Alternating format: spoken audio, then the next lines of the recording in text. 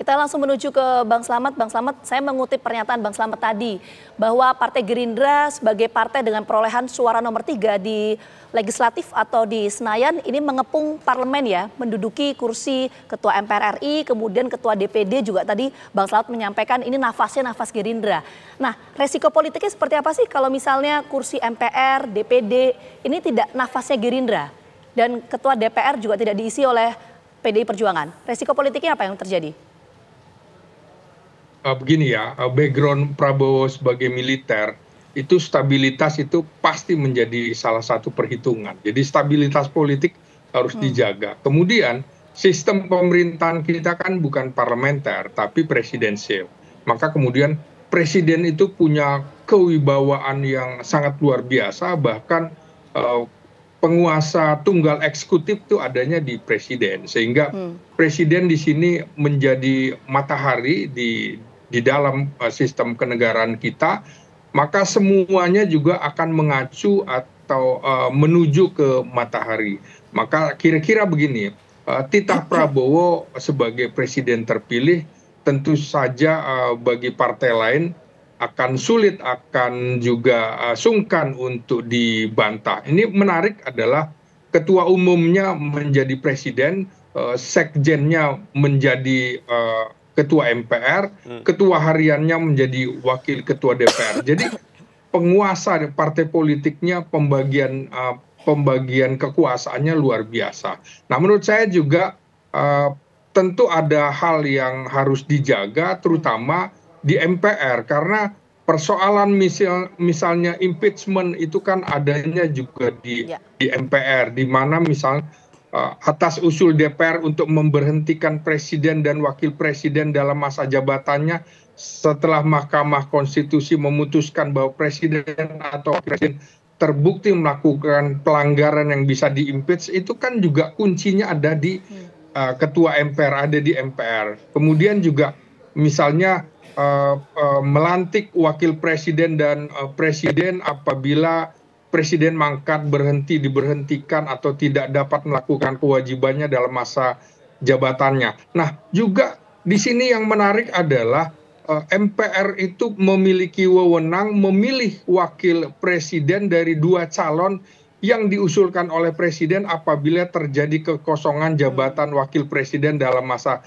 jabatannya, dan memilih presiden dan wakil presiden apabila keduanya mangkat, berhenti, diberhentikan atau tidak dapat melaksanakan kewajibannya hingga masa jabatannya selesai. Jadi sangat-sangat strategis sekali.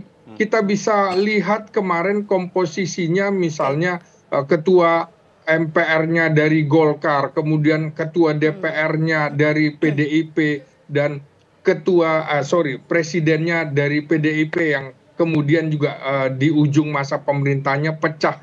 Ini juga akan bisa mempengaruhi.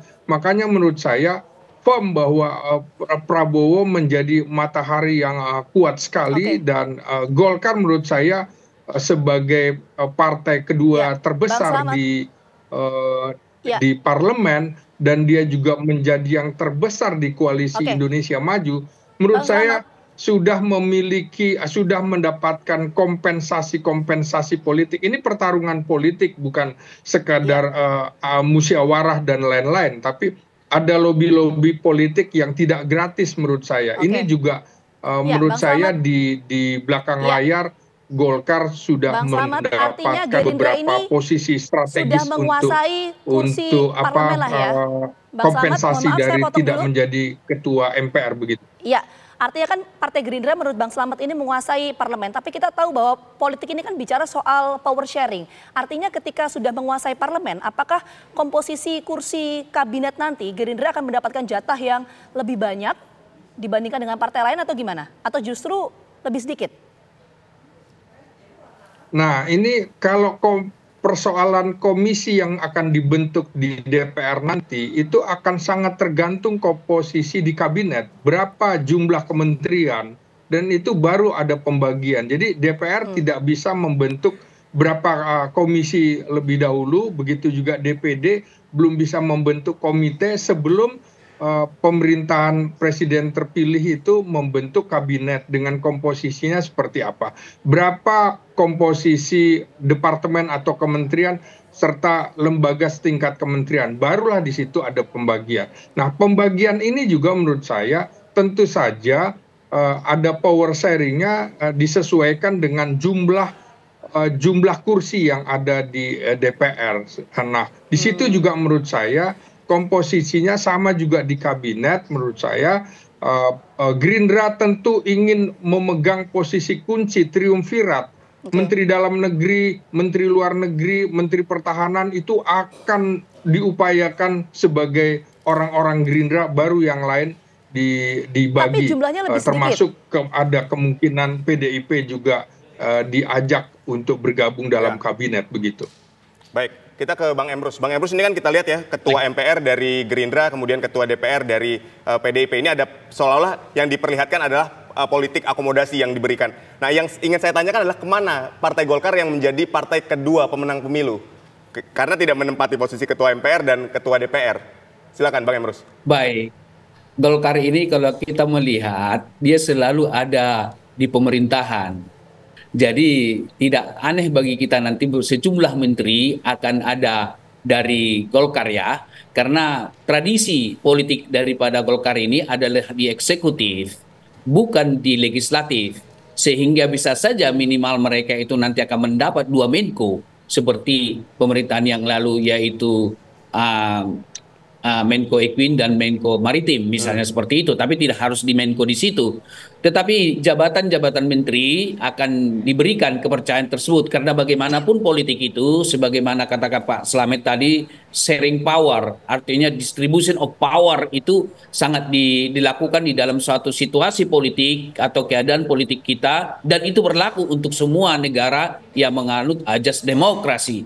Jadi untuk menjaga stabilitas atau kepentingan-kepentingan politik para partai politik, tentu mereka akan mendistribusikan kekuasaan itu kepada partai-partai yang menjadi dinilai sebagai bagian daripada kekuatan-kekuatan politik di dalam konteks pemerintahan yang akan datang. Demikian sementara. Baik, jadi Anda katakan bahwa Golkar ini akan lebih banyak mengisi posisi sebagai menteri di kabinet Prabowo Gibran. Lalu bagaimana dengan PDIP? Apakah PDIP ini akan juga masuk ke dalam kabinet setelah posisi Ketua DPR ini diberikan kepada PDIP? Baik, ini pertanyaan sangat menarik, begitu ya kalau kita analisis. Jadi peluang dengan kondisi yang sekarang di legislatif ya, peluang PD Perjuangan berada di pemerintahan pendukung Prabowo atau juga berada di luar pemerintahan atau oposisi. Coba kita bedah sebagai katakanlah berada di pemerintahan. Relasi politik Gerindra dengan PD Perjuangan tidak pernah suatu relasi yang tidak katakanlah sangat panas gitu ya. Bahkan relasi personal antara Megawati dan Prabowo saya kira berjalan dengan baik. Berbeda dengan relasi politik antara Megawati, PD Perjuangan dengan Joko Widodo. Dan misalnya relasi politik antara PD Megawati di satu sisi dan Demokrat dan SBY di sisi lain. Kalau saya kategorikan relasi hubungan Megawati dari 3 hal ini, kalau kita analogikan, kalau dengan Pak Joko Widodo sudah hampir patah arang, dengan SBY retak arang, dengan Prabowo utuh arangnya. Jadi oleh karena itu berada mereka di kekuasaan itu sangat baik bagi Prabowo sehingga tidak terjadi nanti 2 matahari kembar. Bukankah ada wacana yang dilakukan oleh tokoh politik kita di Republik ini bahwa bukan Prabowo pemimpin koalisi, ini matahari kembar ini tidak boleh. Dengan masuknya PD Perjuangan, maka akan mundur teratur tokoh sosok tertentu yang merasa berjasa itu, karena ada PD Perjuangan di situ. Namun demikian, akankah mungkin di luar kekuasaan sangat juga terbuka peluang, tetapi PD Perjuangan di luar kekuasaan mengambil peran oposisi, tetapi koreksi kepada menteri-menterinya. Jadi koreksi kepada menteri-menteri yang dipimpin oleh Prabowo, dengan demikian menjadi masukan berharga bagi Prabowo untuk mengevaluasi, mempertahankan atau mereshuffle itu menteri. Dengan demikian, di dalam maupun di luar kekuasaan, PDI sangat menguntungkan bagi Prabowo. Demikian sementara. Baik, saya setuju PDIP sangat menguntungkan bagi Prabowo. Tapi kan ini kita lihat nih politik akomodasi, semuanya diakomodir, semuanya diberikan tempat supaya politik menjadi kondusif situasinya. Nah, bagaimana dengan proses checks and balancesnya ketika begitu? Karena semuanya dirangkul nih, semuanya dimasukkan ke dalam, diberikan porsi dan power sharing yang merata begitu. Baik, realitas yang kita lihat saat ini kan tanda kutip merangkul di dalam konteks legislatif. Bagaimana di eksekutif, kita lihat saja dinamikanya. Karena politik kita di Indonesia unpredictable, anomaly, tidak bisa kita duga. Bukankah Pak Joko Widodo kemarin mendukung Ganjar tiba-tiba berubah? Ini contoh saja.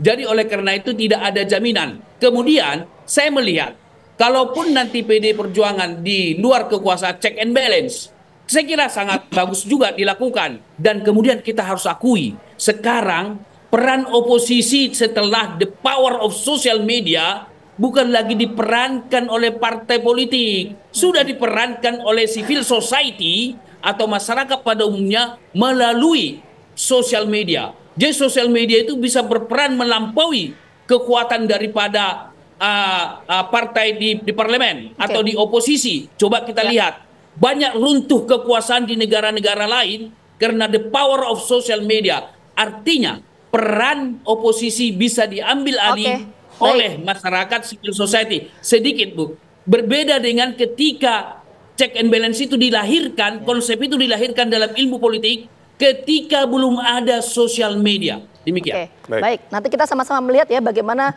postur kabinet, apakah pembagian kekuasaan nanti akan lebih banyak ke Gerindra atau seperti apa. Sekali lagi terima kasih banyak Bang Emrus dan juga Bang Slamet atas waktunya sudah bergabung bersama kami. Sehat selalu. Baik, terima kasih. Selamat sore. Selamat